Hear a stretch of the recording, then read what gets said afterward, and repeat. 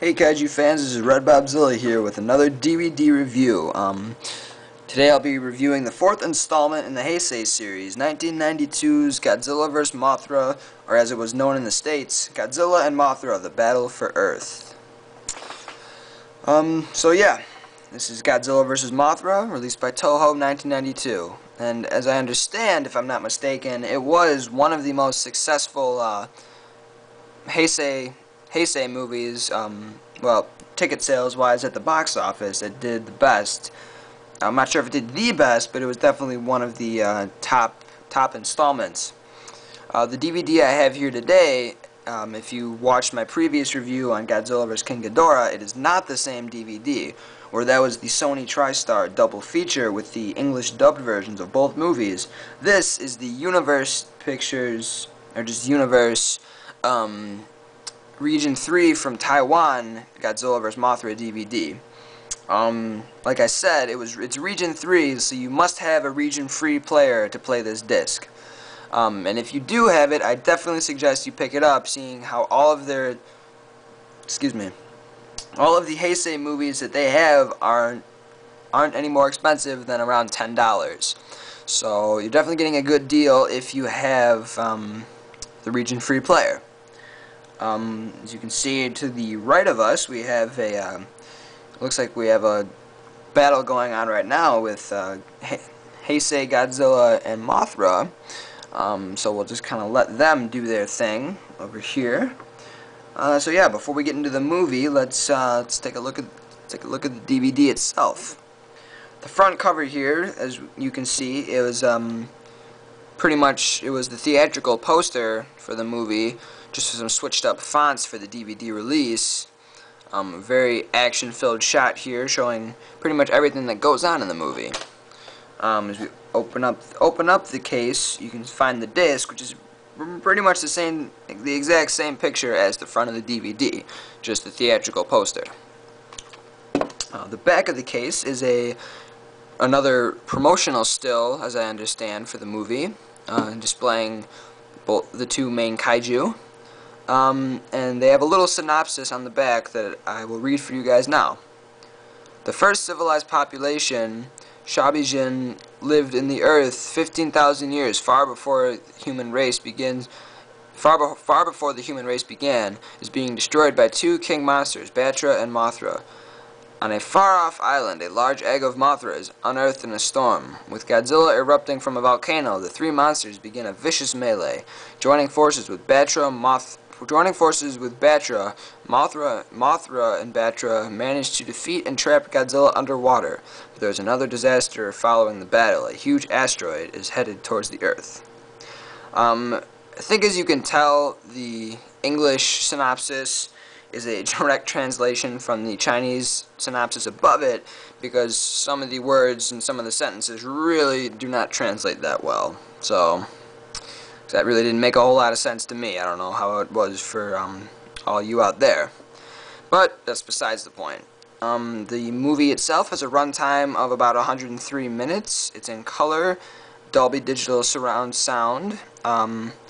It has a multi-audio track, with the first track being Japanese and the second track being Cantonese. It has 3 different options for subtitles. It has traditional Chinese subtitles, traditional Chinese and English subtitles, and simplified Chinese subtitles. This DVD is in widescreen, so that's good. So yeah, that's the DVD, the case and the disc itself. Now on to the movie. Like I said, the English dub version was one of the first Godzilla movies I had ever seen, so it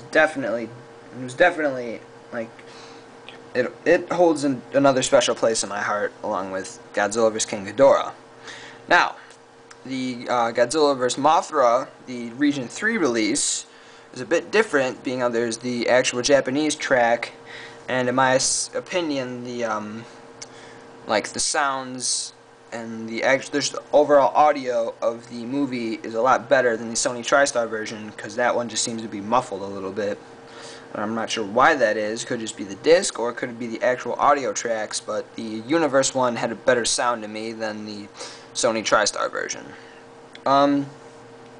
Slight differences in the movie. I mean, just with the subtitles, they're kind of a different story. I'll let you figure that out. It pretty much is the same story. But, yeah. As you can see on the cover, they redid the Godzilla suit a little bit. They slimmed him down from the Godzilla vs. King Ghidorah suit, where that one was super, super bulky. Well, this one isn't exactly small. They did slim him down, and as it looks like, they gave him a bit of a taller neck. I think that gives him a bit more of a dinosaurian look. And yeah, but contrary to what the DVD case would lead you to believe, Godzilla is not green in this movie. He is still his charcoal gray. So you don't need to worry about a bright green Godzilla in the movie. The Mothra puppet, or mini, they redid it. Well, they didn't really redo it. They gave it slight modifications.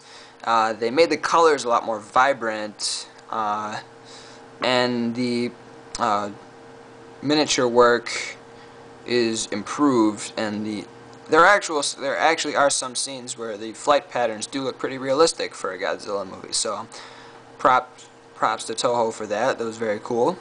Batra. Batra's a very unique monster, in my opinion.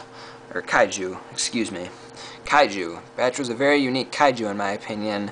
Just because, like, it's pretty much the polar opposite of Mothra, where Mothra is, like, light and vibrant and graceful and, like, has a very rounded kind of look to it. Batra is very dark, has very sharp edges, and just is rugged, like rugged all around, rugged looking, rugged feeling, just acts like it. So I really like how it's like the two opposites. The Batra larva I find very cool with the beam that comes out of its horn. The city destruction was sweet for that part of the movie. The final scene, final battle I guess, in Yokohama, that was cool. I really, really enjoyed that. That was a very nice battle. I thought it was cool. Lots of good destruction.